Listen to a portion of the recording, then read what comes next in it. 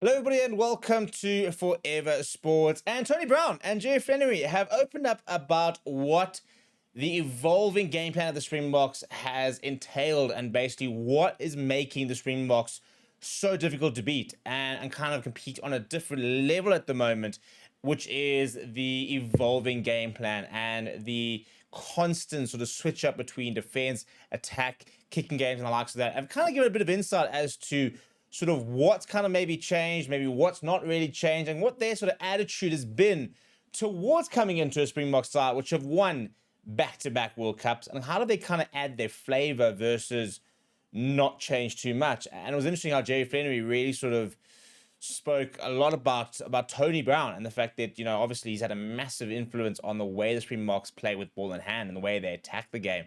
And Jerry basically sort of had to sort of say that, obviously the defensive foundation has already been set, and kind of his role is more about tweaking it and kind of updating it, I suppose, to sort of suit the common and the norms and maybe the new patterns and trends happening within the game itself.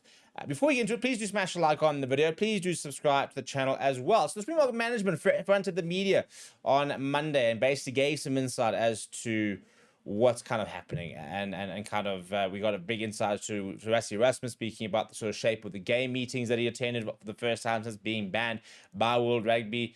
Rian Olberholzer kind of opened up a little bit about the realities of hosting World Cups and kind of how that's just not going to really happen anytime soon for South Africa. We've got a video about that as well on the channel.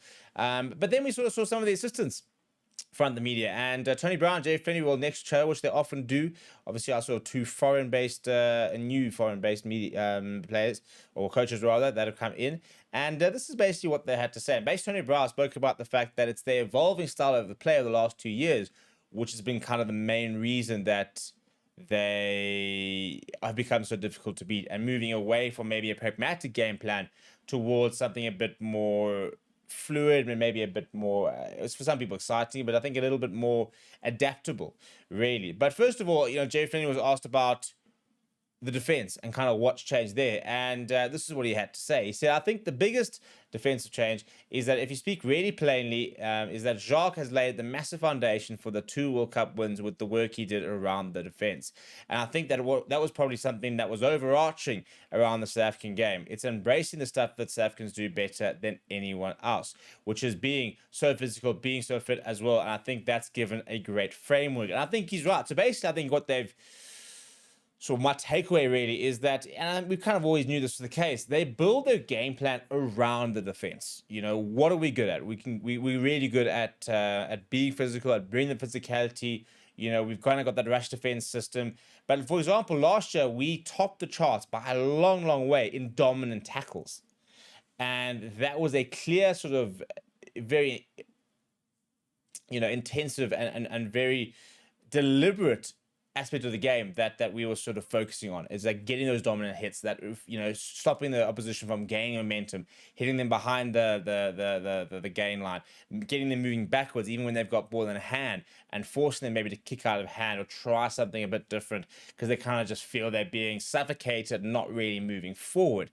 And basically that there's been more of an evolution towards the attack, saying, and then he said, I think Tony's come in and there's probably been a bit more evolution towards the attack. In terms of the attack was not as constrained going forward, then Brown has taken it another level. He said, I don't think you can ever say you can consolidate and sit on something and say it's okay. Because as we've seen, we were just chatting about the Six Nations, the game is constantly evolving, and you've got to be on it every single week, looking to see where is there a small gain that you can take and take advantage of the direction the game is going. And I think Brownie has been world-class at doing that with us. So interesting to sort of really throw it over to Tony Brown with regards to how he sort of has evolved the Bok game plan. And it kind of gets quite interesting because obviously somebody like, for example, like Rassie Erasmus is involved in the various different aspects of the team. But it's always interesting to sort of see how much does he get involved in the attack and the way we play and the shape, for example, versus how much Tony Brown is guiding. And it sounds like Tony Brown has a massive role and maybe the leading role obviously in the attack, which is kind of his job as attack coach, but often that's kind of within the framework that a head coach basically says. And he sort of we've seen situations where a head coach kind of says, we want to attack like this, kind of how do you make it work? And this sounds like Tony Brown's got quite a lot of license to really dictate almost, or to at least really shape the way we want to chat. defense, I mean attack rather. And he said as follows: he said, I just think that probably over the last 2 years, you've seen us not just defend for long periods of time, not just attack or go to the kicking game. And he says, I think the evolution of Springbok rugby is how we combine our defense, attack, kicking game, set piece, massive part of it, and we combine together and try to put teams under massive pressure to score points and win test matches. And basically said, so we've never looked at a test match when we're going to go attack and we're going to pull these guys under huge pressure for our attack. We always go, this is how we can control the game. This is how we use our kicking game. This is how we use our defense to create turnovers. That's a very important part there. And that's where we talk about the dominant tackles. It's using that defense to get the ball back and to score points. And it's basically saying that they build their tackle these things.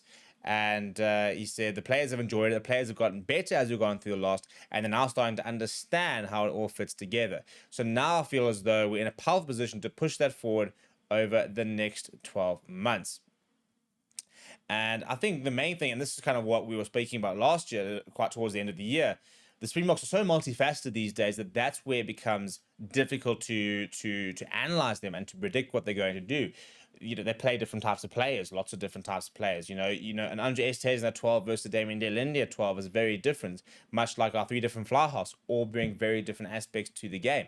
The different scrum offs bring aspects to the game. The different wings, for example, you got Ethan Hooker, Kenny Moody, two big, bulky, tall wings versus Curtly Lawrence, Ches, and Colby. X factor, speed, agility. And that variation really is what has become so important to us. And that's what he spoke about. He said, I think no rugby team can look at the Springboks and go, if we shut this down, we're going to win the test match. I think we've got so many different layers to our game now. He says we can win with defense, we can win with scrum, we can win with the kicking game, we can win with counter attack, we can win with turnover attack, we can win with a set piece attack. So I think we're a lot more dangerous as a rugby team now, and it's exciting to see where we can push it. It's bloody exciting to see where we can push it, and I think we can push it all the way. Because this is what we've been talking about, the fact that we've evolved so much of a different aspects, and at the moment you kind of feel that the Springboks have the best set piece in the game. You feel that the Springboks probably have the best defense in the game. You suddenly think, do the Springboks have the best kicking game in the world? And they probably do. Do they have the best attack? Lots of stats saying yes, they probably do. And that's why I think everyone's speaking about them being so dominant, being one of the best teams ever, is that they just dominate all the aspects of the game and are within the top 1, 2, 3 teams in all of them. You know, there's not like this like the Italians, for example, who generally struggle defensively, and that's kind of always the hole in their game. You know, there's certain teams that just don't have the set piece to contest. Scotland's been one of those. You know, they've always struggled from a pack point of view to have a world-class scrum which they can use as a weapon. It's very multifaceted the way the Springboks are, and that's what gives us, I think, so much confidence, as well as just so many different weapons. But what are your thoughts? Let me know down in the comments below. Smash a like on the video, subscribe to the channel as well. Thank you very much for watching. My name is Steve.